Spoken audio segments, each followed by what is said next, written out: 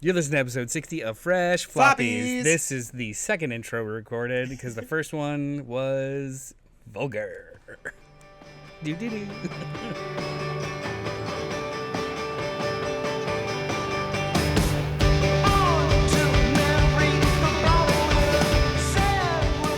What's up to our sidekicks and henchmen out there in the Geek Nation? Geek Nation. Fresh Floppies. Fresh Floppies. And we're talking about comics which come out every week in sequential form. So ongoing stories Yes. told in sequential order, like Yes. chapters, like issues, like episodes, like floppies. like. I feel like that's a noun. It's like when you look up a word in the dictionary and it's like the form of floppying. Yeah. It's like, okay, thanks. Yeah, if the word is used in the definition, it kind of moots it. Yeah. But anyway, Oh, comics. are we gonna spoil them all? No, of course not. No, Who do you damn think it. we are? Wait. Whoop. Oh, we I have an just- email. I just yeah, we have an email. You didn't think about? Nope, you I didn't just think thought about of it All just right. this second. So we're gonna do this in real time. It's an email from Christopher St. Saucy Goodnight that have really good piercing questions. And you were like, that- hey, you should read this email because you're going to have to think about it. And then I didn't. yeah. I So forgot. it'll be just me. It'll be just me talking. No, go ahead. Pick Oh, up I'm the email. getting it. Read I it. thought you were getting it. No, you get Okay, it. here we go. You're the one with the email in your email land. Here we go. Emailies. What's your comfort book? Here we go. All right. Christopher St. Saucy asks, what's your comfort book? What's a piece of media from your childhood that you think the other will have never heard of? I'll go first, says Chris. I have a lot of comfort books I've read multiple times. So many, I've lost count. Books that no matter how many times I've read them, I still tear up at the same part. I'll choose a book that's not part of a series, and that's Stephanie Meyer's The Host. Pros. Stephanie Meyer's the Twitter or Twilight. Same thing.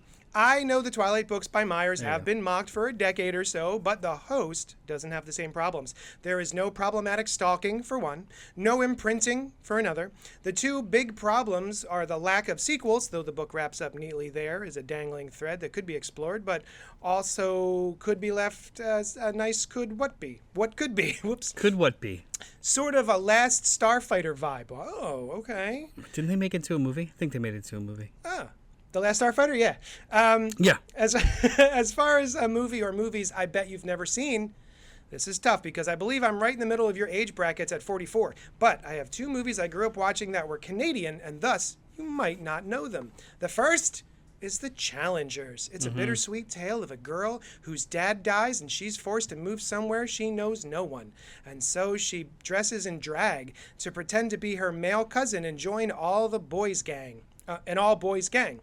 It's super low stakes and stars one of my earliest crushes from this movie and the show Avonlea Gamma Zamprogna. Nailed it. The other is Tommy Tricker and the Stamp Traveler. So I knew that one. This one? I know about Tommy Tricker and the Stamp Traveler. I've watched it. I've watched both of them. There's a sequel. When the infamous Tommy Tricker steals his dad's precious stamp, Ralph must get it back. But in the process, he discovers the ability to shrink down and travel on the face of a stamp. Journeying from Canada to China to Australia and back, Ralph and Tommy also rescue one of the original stamp travelers, featuring the first acting appearance by Rufus Wainwright, and a great song by him as well, and he provided a link. So what are yours? Chris St. Saucy, good night.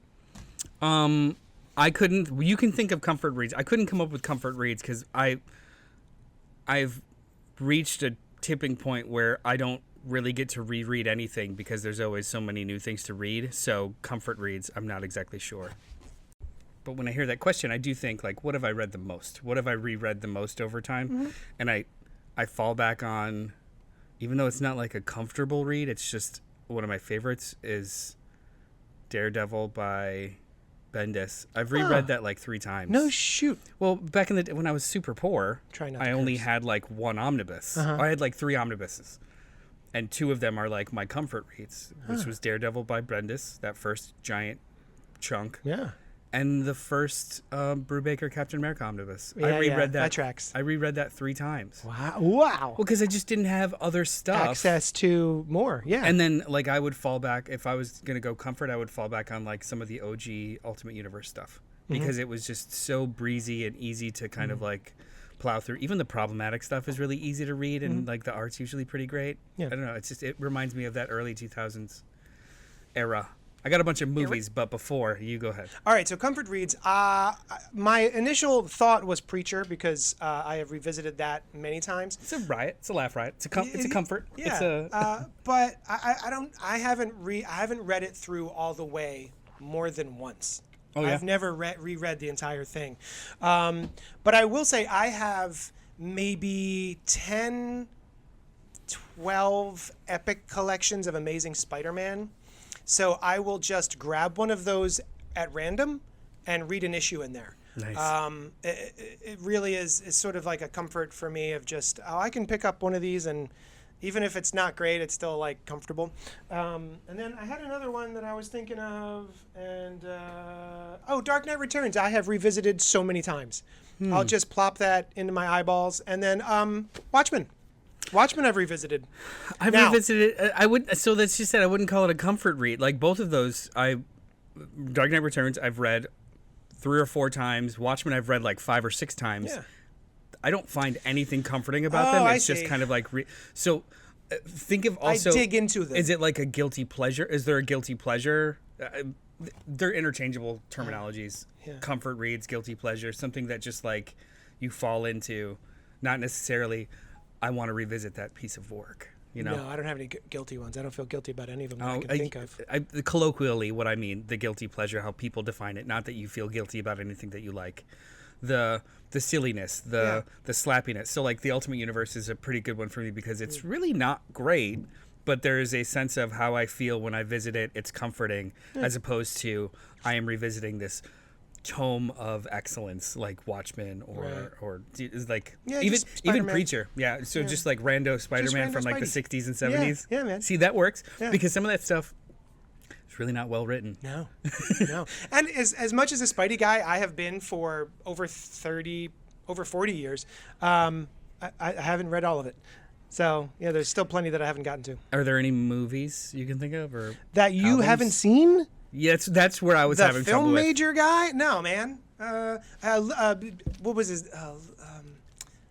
There was one that I saw when I was a kid. I believe it was British, and it was about this little boy, and he put a little British boy peanut butter on his hair to make it grow, and then it wouldn't stop growing. That was a little. I want to say it was probably a made-for-TV movie. That sounds really familiar. Right? I couldn't tell you what it's called. And then there was another one of the same ilk, which I want to say is called Little Johnny, like Johnny Tutu. And he would say things twice. That sounds awful. Yeah. Yeah. Like, I don't know if it was Little Johnny Tutu or like someone else, but there was definitely Tutu in the title. I literally went through like this question put me down a rabbit hole of like movies in the 80s because I was the youngest of 3, and then also so like by the time I was 8, 9, they didn't give a shit what I was watching. Like even my mom would suggest movies for me that were like probably way out of my range. So like the immediate ones I'm thinking of are like Buckaroo Banzai, you've heard of it. Highlander, you've heard of it. The Thing, you've heard of it. But I started looking like, okay, what are some other weird things? Have you ever heard of the movie My Demon Lover? Of course, I own it upstairs on Okay, cool. DVD. Yeah, that's one that I would watch constantly. Starring the guy who was the boyfriend. Scott Valentine. Thank you. Weirdest goddamn movie. Yeah, man. Every time he gets horny, he turns into a essentially demon. like he's cursed. He's cursed, and every time he gets horny, he turns into a demon. Yeah. So how is he supposed to find love? It's so great. There's also a serial killer subplot, but who cares? Yeah. You know about One Crazy Summer. Yes. Have you ever seen My Science Project from 1985? Ooh, explain it. An alien crash lands in Nevada in the 50s, and the engine in the ship is stored away in like an old airbase. And then 30 years later in the 80s, a kid in high school who only wants to work on cars, needs something for his science project, breaks into this old airbase, finds a cool looking thing and takes it.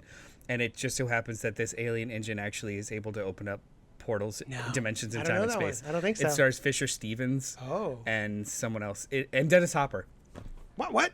Okay. I've watched it so many times. What's it called again? My Science Project Wonderful. from 1985. Wonderful. It's dumb. Jacob Tutu is the name of it.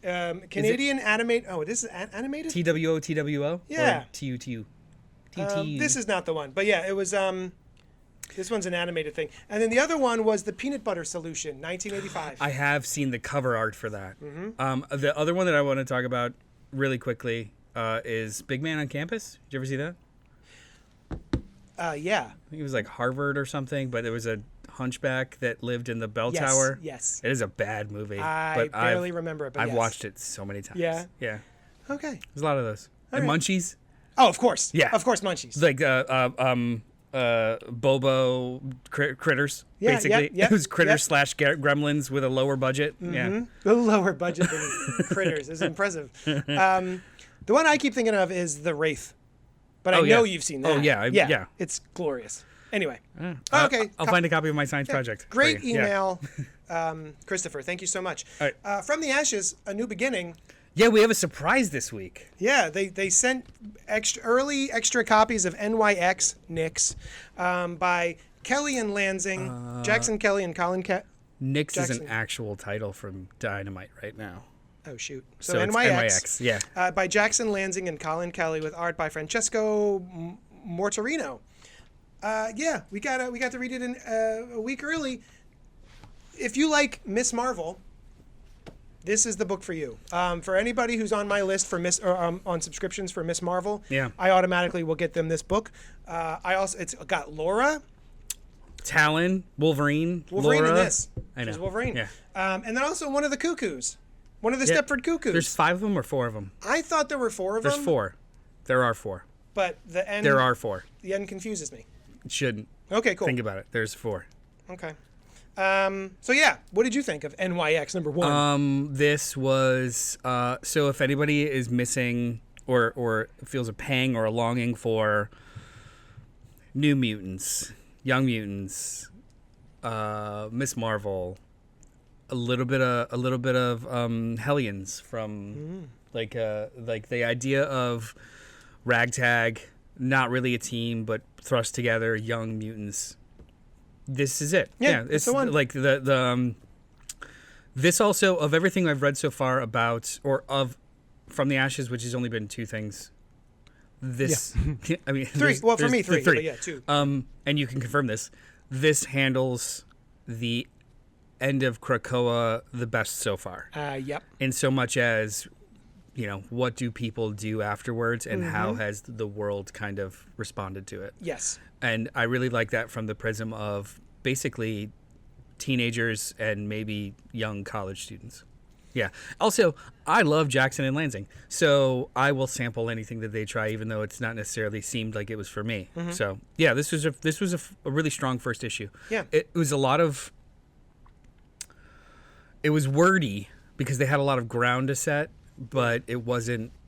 It was paced really well. Yeah, I agree. I liked it a lot. I have been missing a good young team book. Yeah. I really liked Champions here and there. This feels like that too. It feels like an amalgam of like 4 or 5 different like young adult team books, and I think that's kind of missing on the line right now. So that's pretty cool. And I like the relationship that's developing between Miss Marvel and one of the Stepford Cuckoos. Yeah. It's delightful, surprising. The fact that Stepford Cuckoo seems pretty chill. I've kind of taken them to always be sort of like Emma Lights. And you know what? I think didn't something happen at some point in continuity to where they finally did develop their own personalities outside of each other? I guess so. Yeah. Yeah. Like it was something tragic, but actually, did one or some of them die and then I get thought one of them resurrected? died. Yeah, but Yeah. the resurrection protocols, maybe Yeah, they're brought it back, yeah. separated or it doesn't matter. Either way, it's interesting. It's fascinating. Good stuff. Yeah, I like it. I think it's pretty damn This fresh. is my top 2 book of the week. Of next week. I'm sorry. Yes. This book yes. doesn't come out till next That's week. true. Yeah, that's a so good point. be sure to ask your LCS that you want to grab it if you want to read it. Yeah. Oh, so in the X corner, From the Ashes, A New Beginning, another new beginning. They're all beginnings. Phoenix number 1. That's Phoenix. Pohenix. Stephanie Phillips and Alessandro Miracolo and David Curiel and Corey Petit. So Phoenix, I guess she's one with the Phoenix now. Sure. Like, it's not a big deal anymore. She's just like, I'm Phoenix, bro. Do they give you a little intro, a rundown at the beginning? No. Really? No. Not even like a previously on or who the hell Jade and Grey? There's no recap page? No. This is This is told from the point of view of an alien girl who you don't meet until later. And she explains sort of the Phoenix. The Phoenix is explained through dialogue throughout the book. But there's no previously on. And I think speaking of Jackson and Lansing, Kelly and Lansing, this is Marvel Cosmic. So if you're into Marvel Cosmic, this was up your alley. Oh, yeah? I got to say, I didn't particularly care about it. It's fine. It's well done. I just don't care. Marvel Girl as the Phoenix, I don't really care about much. She's still Marvel Girl now? No, she's Phoenix. So we don't call her Marvel Girl? No, she's Phoenix. Okay. Her name is Phoenix. And wasn't Rachel Summers called Phoenix before this? Wasn't she Phoenix? I can't keep track. I don't know. I know, man. Everything... X-Men drive me nuts. For someone who's looking for an X book to jump onto, so far it's X-Men for me and NYX. Phoenix is not mine. It's fine. Just make... fresh enough. If you're into it. Yeah. All right. Yeah. If you care about Jean Grey more than I do, and the Phoenix more than I do, you'll probably like this. This is for anybody that's been listening for more than 5 minutes, so like the last maybe 60 weeks. This is the first time that we have only both read one book the same. Yeah, the rest we're switching back and forth. Yeah, we're going to be switching back and forth. And if you were excited about the Phoenix and something as popular as Marvel's exclusive X-Men characters, then you're absolutely going to go bonkers for Biker Mice from Mars #1, written by Melissa Flores with art by Francis Portela. Sal, what is your experience with the Biker Mice from Mars before this? They are low-rent turtles as a cartoon. That's how I took them. Yeah, we're like there was Teenage Mutant Ninja Turtles, and then there was a bunch of other stuff like land sharks. Land sharks? Yes. Sharks with legs. Yeah. Land sharks. And personalities. There were the Battletoads. There were Biker Mice from Mars. There were basically just any animal anthropomorphized and given muscles had an animated show. Yeah. I watched none of them. Yeah, same. I don't remember any of this. So, but I'm familiar. Like, I think there was an NES game that was pretty popular, and I am familiar with the brand itself because it's a great name, Biker Mice from Mars. Yeah, it sounds like an old B movie. Exactly. It's kind of cool. Yeah. So this is the Nacelle verse. Who is this? Mad Cave? Who even writes? Who even is responsible? What publisher is responsible? Oni Press. So Oni Press is publishing this Nacelle verse. It is basically a company that consolidated a bunch of unused IP and are now trying to build a IP universe out of it. So you've got stuff like, it's in the back. It's impressive, but also not. In so much as like, oh god. So RoboForce, which I guess aren't even like, they're not even GoBots level, just RoboForce. Biker Mice from Mars, Sectars, which look like insect warriors, Power Lords, and then we've got some other ones that I don't really recognize. But yeah, they're original comics based off of forgotten IP that they are just turning into kind of like a shared universe, or at least a shared initiative. I respect the hustle. Hopefully these are fun. Now I want to talk about this issue. Oh, I had Power Lords. Power Lords, yeah, there you go. Yeah, I remember. This is the only one I kind of even fuck with. All of them are 3-issue minis, and they see, like, I don't know if they connect, but we'll see. But either way, I mean, it's an experiment. It's cool. This book, I like Melissa Flores. She's done a bunch of like Power Ranger stuff. She's done a bunch. She did the Dead Lucky for the Massiverse. Yeah. She's a very good writer. Okay. So I had no idea what to do with this. So this is like a surprisingly heavy book. Like Mars, which is inhabited by biker mice, buff mice, buff mice with antennae, is being invaded by the Plutarchians, which are like fish people, and they're doing very well. So like the planet is under siege, and the mice, blah. These 3 mice are our main characters, the main biker mice, whose names I forgot. I think one's called Mode, the other one's Chopper, and something else. You know, the names you would expect from a biker mice. Yeah. They refuse to join the army, the military, because they don't necessarily want to be a part of a system. However, they do believe in the efforts of the military, so they are basically vigilante insurgents. Okay. Who are thwarting efforts from the Plutarchians to gain more ground. They're freedom fighters. Huh. One has a family of his own and doesn't want to leave them when he joins the army because he'll be deployed, so they're doing it this way, even though it's dangerous. One's parents were murdered by the Plutarchians, so he's got like real issues with like fresh loss and visits their grave often. And the other one has a mother who doesn't remember him on bad days. Oh, wow. And he's not. What? This is a really fucking heavy book. So it's geopolitics, it's like deep emotional conflict, and join the military in order to save your planet or continue vigilantism. It's so fucking weird. This book is weird. And it's told in such a breakneck pace way that I don't know if the time span of the book, I don't know if it's 48 hours or 6 months of an incursion. Right, I can't, because like there's no scene transitions. It's just boom, boom, boom. I have no idea if I liked this. That was my next question.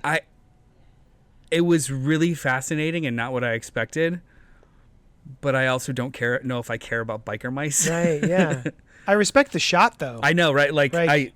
I am not, even if I don't continue reading this, which I may not, I am not at all taking shine off of this creative team's names. Okay. Like, this is interesting. That's pretty neat. They took something that didn't have to be interesting and tried their hardest to make it really, That's really interesting. cool. I like that. I respect it. This was cool. Respect. Yeah, so if you've never heard of this, it's not shocking. But if you see it on the shelf, it's pretty wild and it's kind of a fun read. Might be worth checking out. Yeah, it's fresh enough. Another Absolute Power tie-in, DC's Superman number 16 by Joshua Williamson. And the return of? Jamal Campbell. Yeah. Who should have been drawing this book the entire time, given my druthers. Absolute Power is an event that's going on with DC right meow. Where Amanda Waller the Wall has stripped all of the superheroes of their powers. Clothes. Oh, sorry. Of their clothes, yes. So now we're dealing with, and in the first issue, Superman was shot and plummeted out of the sky and was saved by his super family and is now undergoing surgery. Oh, cool. Because, he got riggedy wrecked. Turns out, if you're not super, a bullet hurts and does some damage. Oh, come on. You could take a bullet. And so this is a Zatanna-based issue. Oh, shit. Which I'm delighted to see. Draw my favorite magic wielder. Mm-hmm. Which is my second favorite magic wielder after John Constantine. Yeah, whatever. He's stupid. Oh, no. Compared to Zatanna, he is stupid. You're stupid. You know who makes him better?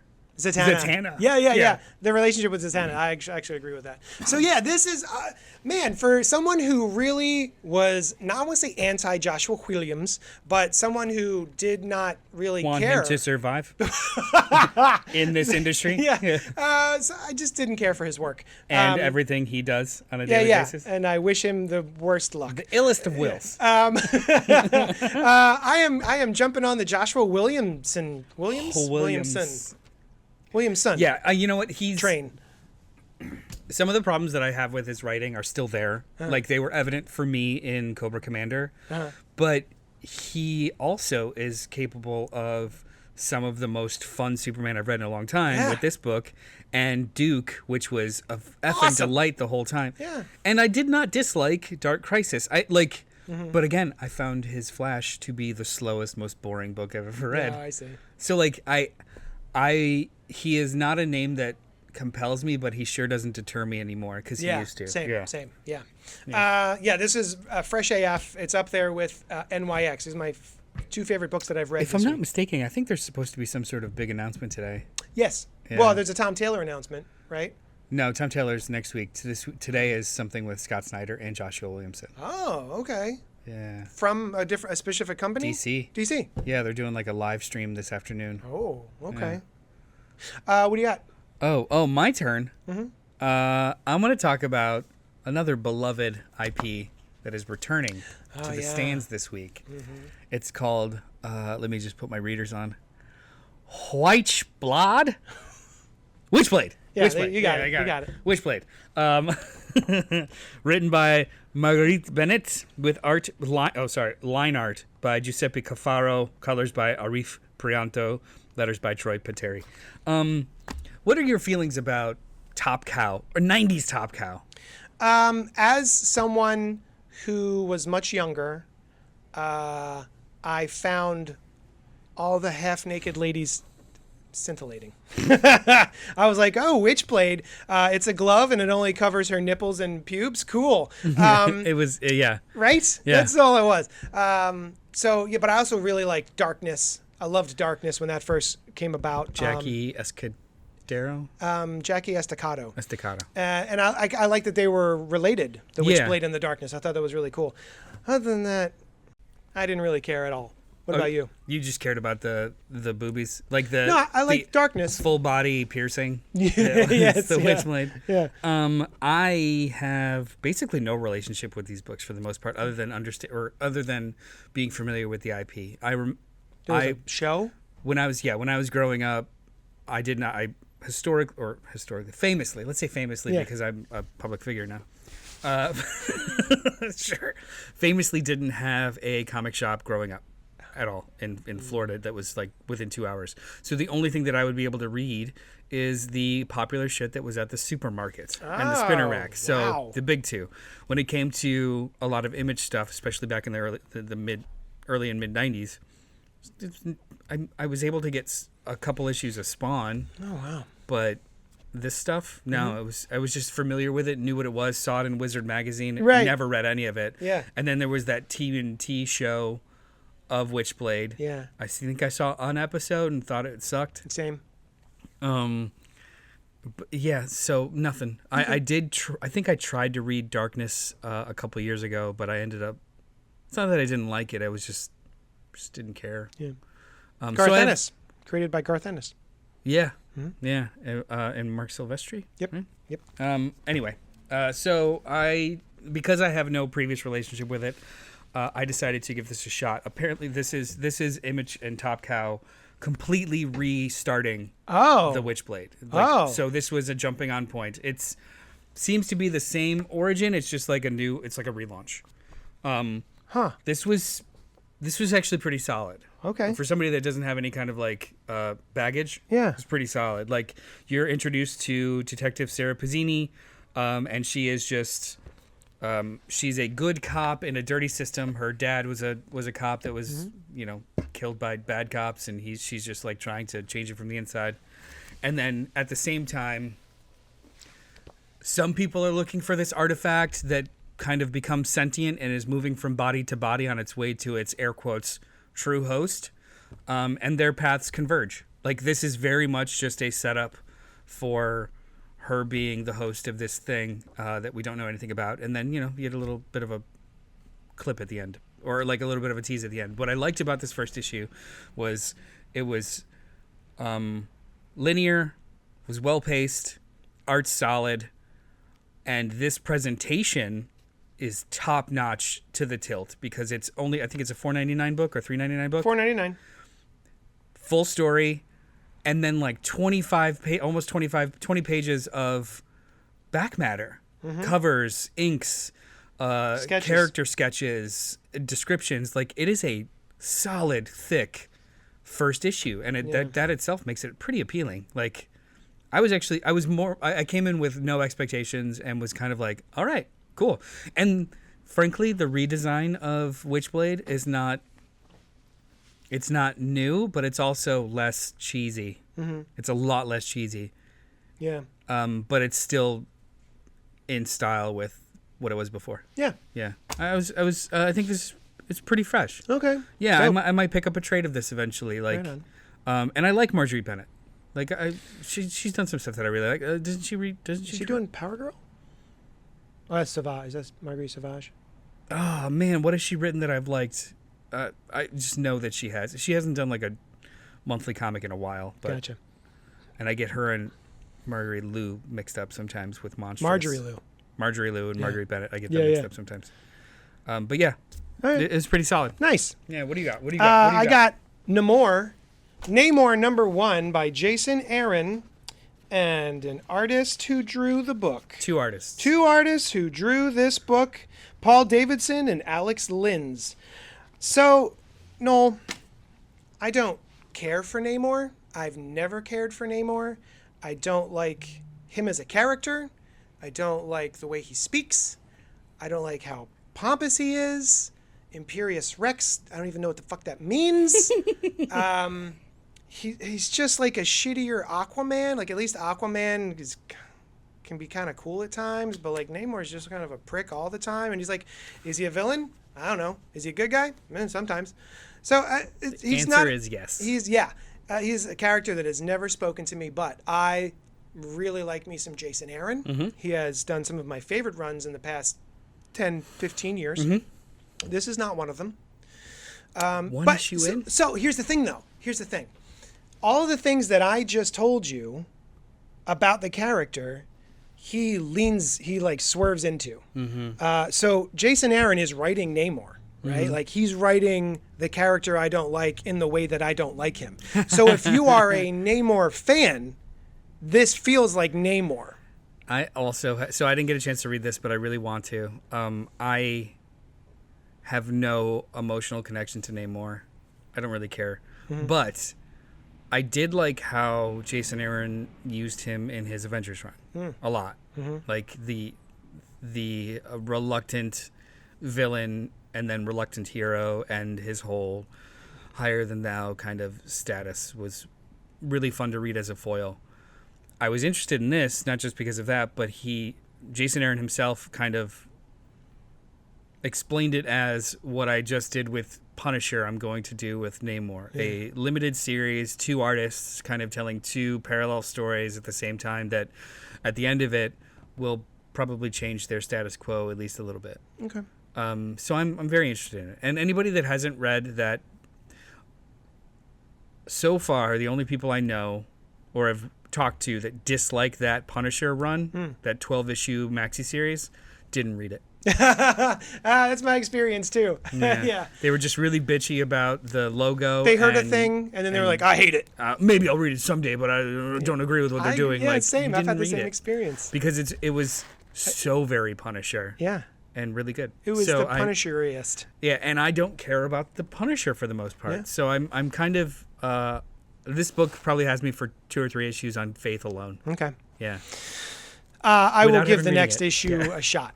Yeah. And we'll see how it goes. But yeah, this is one of those characters where I go, do people like this guy? Are there Namor fans who are just like scratching at the neck for some Namor content?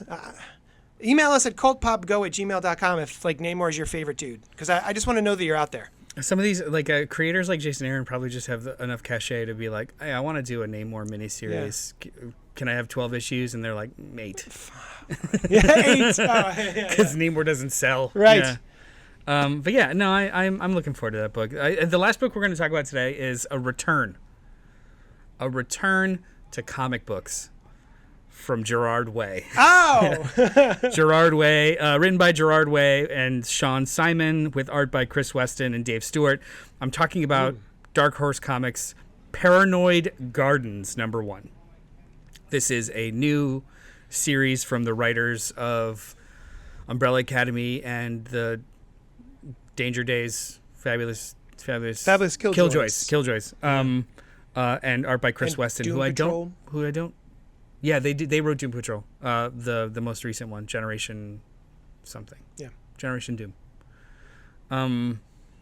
This is a weird fucking book. Yeah, but like weird all around. Structurally weird, visually weird, and I have no idea what's happening. Oh, Is that good though? I don't know. So Paranoid Garden seems to be. Everything I'm going to talk about this book is conjecture.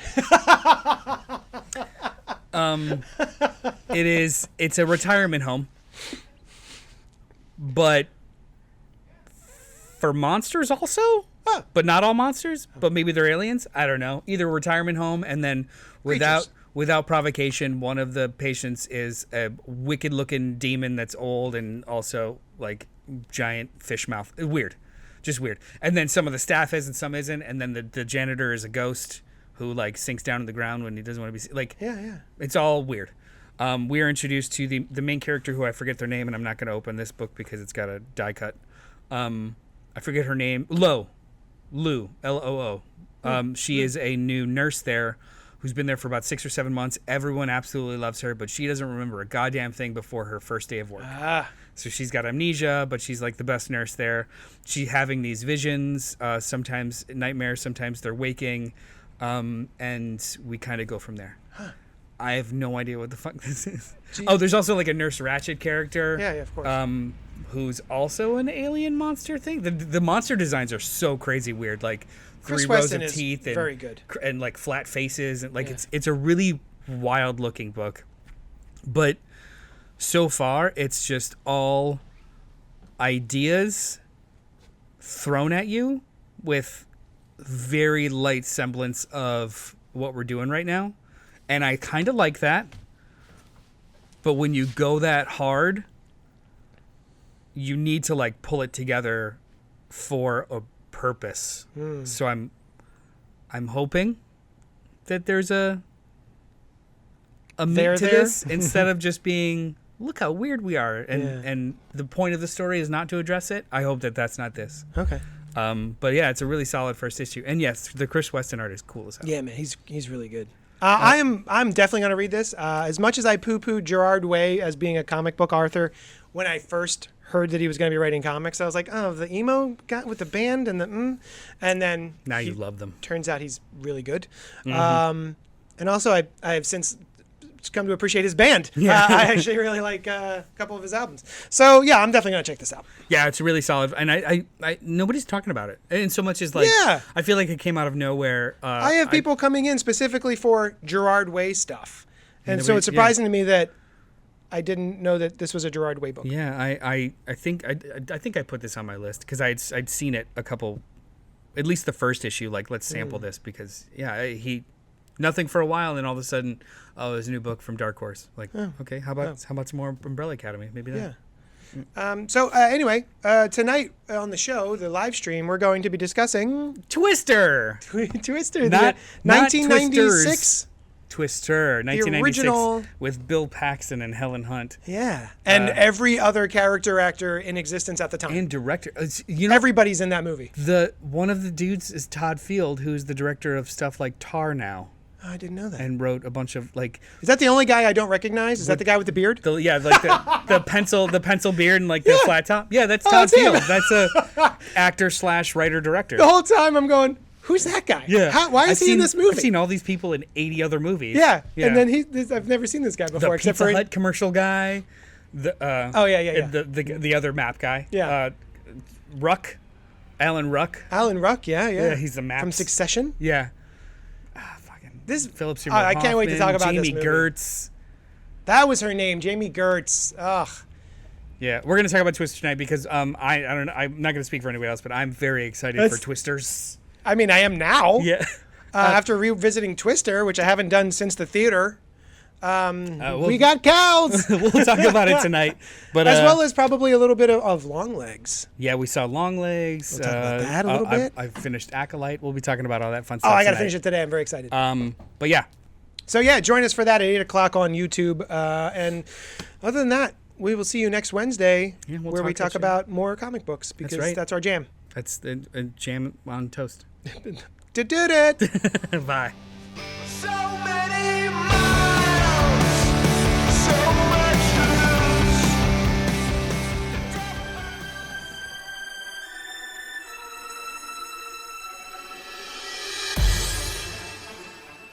Thank you for listening to the CultPop Network, home to podcasts, live shows, and a whole lot of fun stuff for every flavor of fan.